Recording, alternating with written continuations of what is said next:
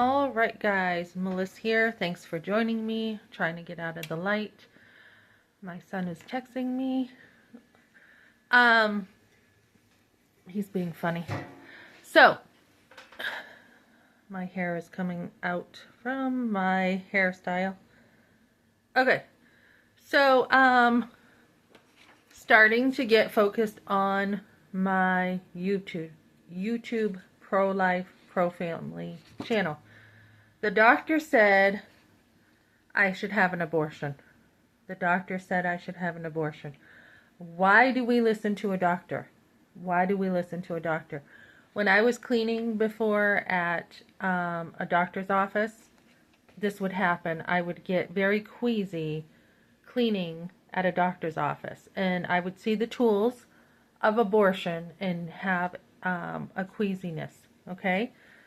There are doctors out there, normal people who go to school for so long, and they're called a doctor. They will tell you that it's okay to kill your baby. Okay? Why do we listen to them? I can understand this. Young, naive, you're brought up to think doctors know everything. Doctors know better than you. They are a doctor, right? So when we grow up, we're taught to honor authority. We're taught to listen to them. And we don't understand that doctors have taken advantage of women. Okay? They have. And so we want to end abortion in every single way. So I'm also a teacher.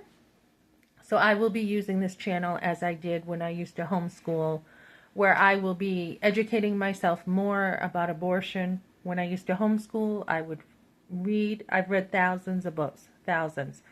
Read, digest, implement, and add good things into our lives, right? Do that with everything. Do it with the Bible. Do it with exercise. Do it with everything. Be somebody who loves to learn. I will be doing this in the pro-life movement now. So, I also teach. Yesterday I went to a school and I do after-school care.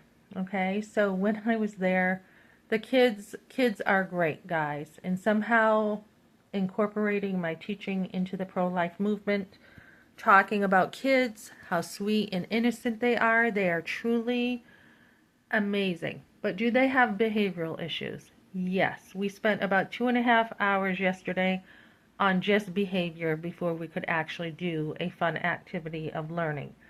So, you have to teach. You have to get behavior under control or kids can't learn. So I did have a girl come up to me. She wanted a hug. I had a older boy, maybe 8 or 9, who wanted a hug, which surprised me that these kids are so hungry for love and attention.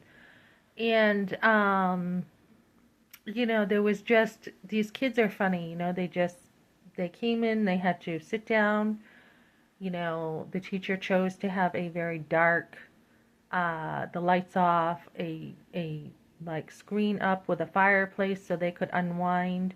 Then they had to wash their hands, so I was introducing myself as Mrs. May to the kids, and they had to wash their hands. And I was catching their names, right? And if I got their name wrong, look out. A couple of them were like, no, it's this. No, it's not this, it's this. So, I enjoy working with kids. I love kids. I love serving. I love teaching. I helped with homework. I said to one little girl, are you sure you got that number right? It reminded me of the workbooks when I was, math workbooks, when I was in second grade, and they have 7 frogs are in the water. There's a total of 9 frogs. How many frogs are on land? So I help them with their homework, and then I just connect with them, whether it's coloring with them, whatever the teacher needs. So I am investing in these kids as a mother and old enough to be a grandmother. I invest in kids, and I love doing it. I don't even feel like I'm working. And then as we talk about family, I talk to my SCORE mentor, and I'm taking a break. I am taking a step back. I am going to have an eagle's view for the next couple weeks of just studying what other people do when they clean. You know, I've worked from the inside out, that this is how I took care of my home, this is what I did, this is what I can offer other people. Now I want the eagle view of what is everyone else doing, because I went to a home show and people are like, I love your idea of helping other moms. So that's going to be in my advertising. And then I'm like, what I'm going to study. What is everybody else doing? How can I do it better? How can I do it differently? And so as I build my business more, I will be incorporating, you know, different stuff for mothers to help their kids, because I do have a heart for moms. Like a lot of times just putting things on a lower shelf, having your kids pick up after themselves, coming up with more ideas to help families. And you know, I am very pro-life, very pro-family. One of the best tools ever to take care of a family is the home. It's the cooking for nutrition, it's the money management, it's the cleaning the home, it's organizing, it's making it fun, it's having a good schedule. It's like, oh, tonight's movie night, tonight's game night, tonight is, you know, having little zones in your home, you know, the reading nook, the whatever to help educate your kids. So I'm going to be pulling in the homeschooling. I'm going to be pulling in everything, including, I will, you know, on my marriage channel will be more specific, but pulling in marriage. How do you be a good wife? How do you be a good mom? How do you take care of your home? How are you frugal?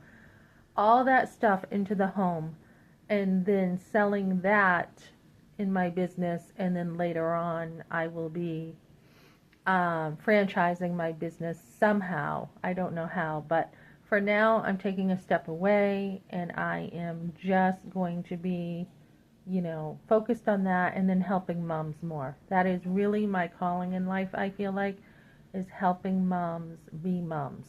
And so, anyways, that's what I'm doing. Today is my husband's birthday.